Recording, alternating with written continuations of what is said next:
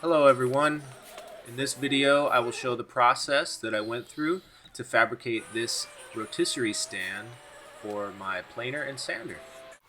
Those of you that work out of a home shop kind of know this routine, pulling everything out, especially if you have a lot of tools like me, pulling everything out to get set up to do some work.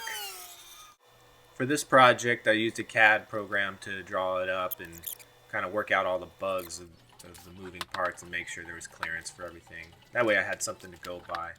And I was also trying to design with the materials that I had on hand so that I didn't have to go out and spend money that I didn't need to. And any opportunity I get to get free materials, whether it's leftover scraps from a job or material that would have ended up in the trash anyways from a TV show I worked on, I go ahead and grab it because I can always find a use for it or find a project that I can, design within the parameters of the materials I have on hand. I definitely prefer using a Portaband over like an abrasive chop saw or even a cutting wheel on the grinder, just because you can get more accurate cuts and it doesn't shoot sparks everywhere and make a mess with metal shards flying at your face. So here I'm just burning through the cutting list that is in my head. I didn't take the time to write it down because I had the plans to reference all the dimensions and things like that. So I just went ahead and just cut it. And once I had all my parts cut, I went ahead and just cleaned them up and beveled all the edges so I can get good penetration because everything, all the material I used on this was 1/8 inch. So I only had a 110 welder, so I wanted to make sure I got good penetration on it and a nice strong weld.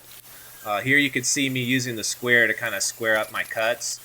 The one drawback with the Portaband is it doesn't cut perfectly square, but you can always go back and do what I'm doing here and make those adjustments.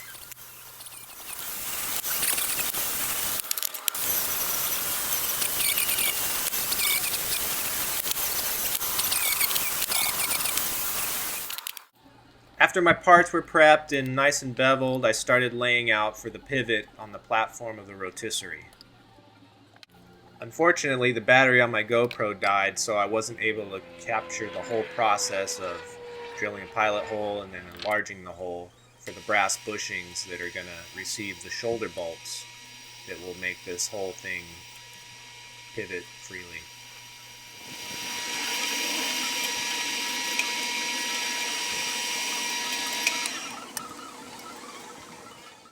Here's the brass bushings that I got from McMaster-Carr. They're graphite impregnated, so they're self-lubricating, and they just press fit in. If you're not familiar with McMaster-Carr, look it up, McMasterCarr.com. It's an industrial supplier.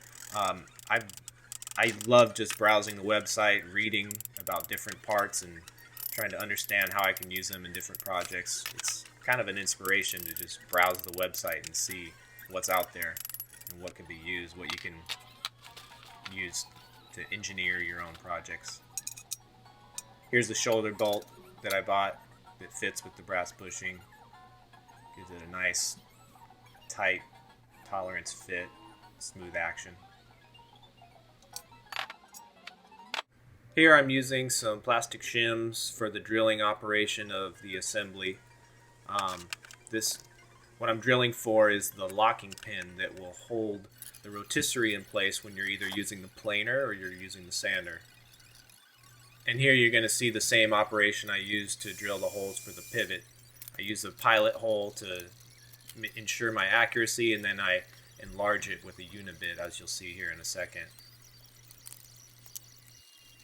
You'd be okay to use a larger diameter drill bit, but I had a unibit on hand and it's steel tubing, so it works. Now I'm grinding down some steel rod, which is I'm going to use to fit inside the holes I just drilled. And it was a bit of a pain in the butt, a little bit of back and forth trying to get it to fit just right. Those are going to be welded inside, and then a smaller hole will be drilled through the solid stock to receive the locking pin. There, finally got it.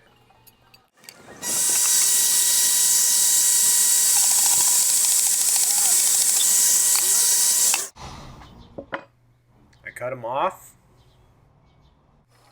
and I start welding them in place. I do some nice fat tack welds on the inside. That's all it really needs. Just needs to keep from falling out, basically.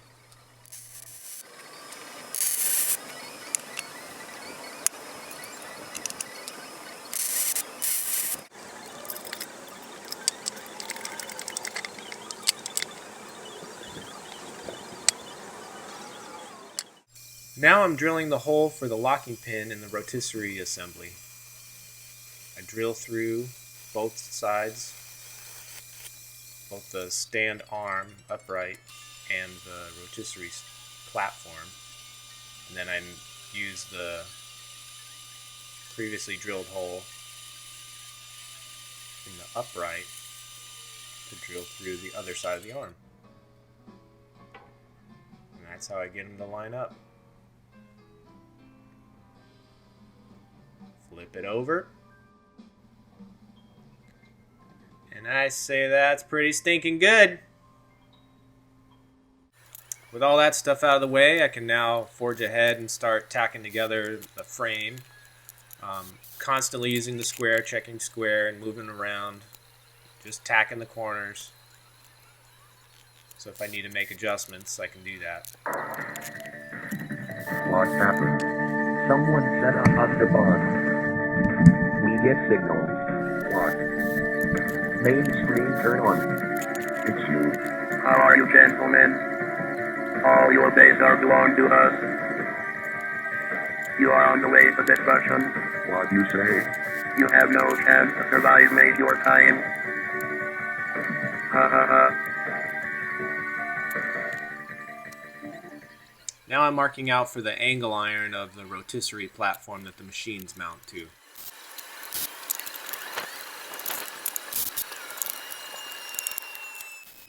Still moving around, using the square, tacking it in place. Later on, I'll go back and do the full welds once I know that it works good.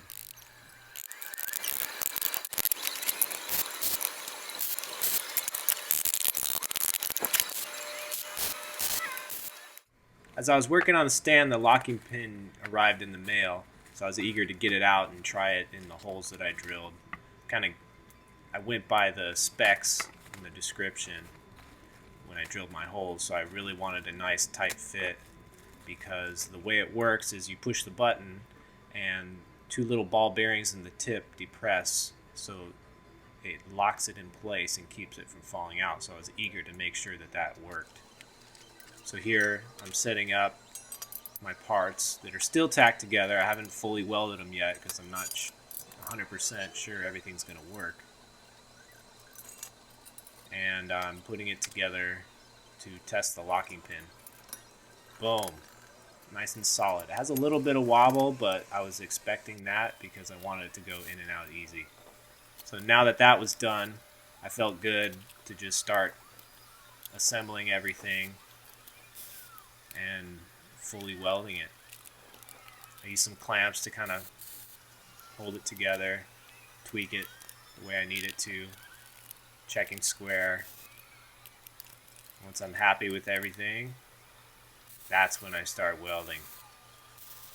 Lots and lots of welding. It's endless.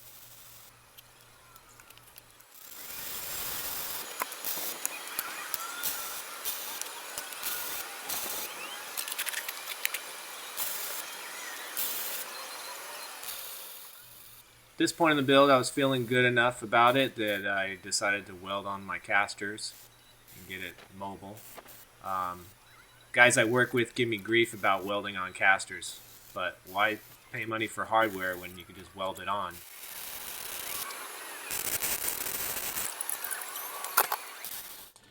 I cut up a bunch of end caps for all the tubing out of some 1/4-inch bar stock that I had. Tacked those on.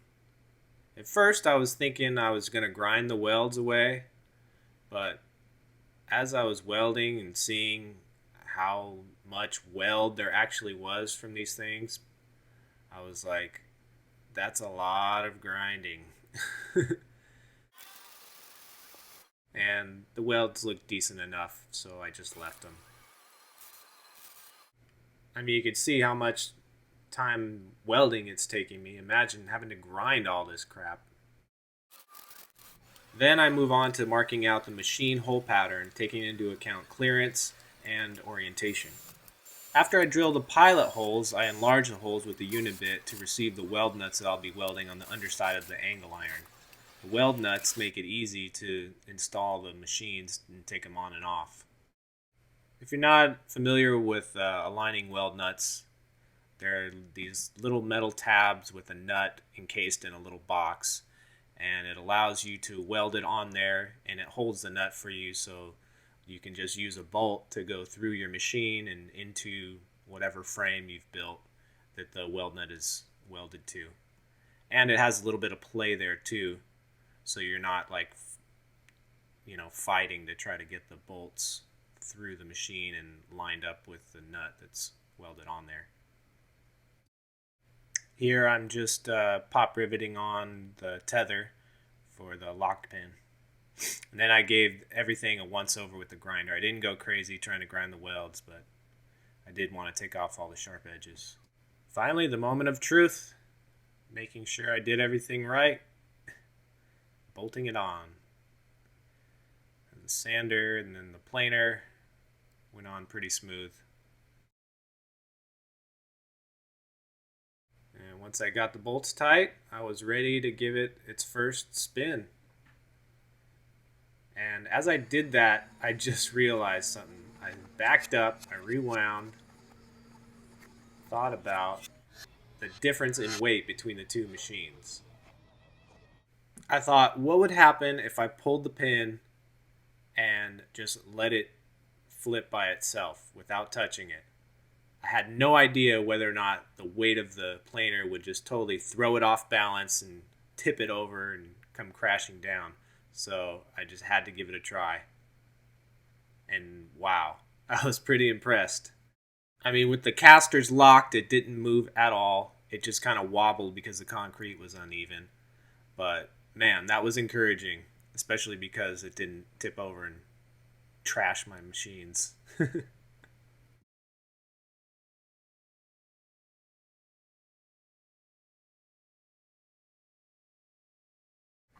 Well, I hope you enjoyed this video. I hope it's inspired you to make. Please subscribe to my channel. Check out my other videos. I'll be posting more videos in the coming months. And if you have a question or comment, leave it below. If you like the video, give it a thumbs up. And thank you for watching.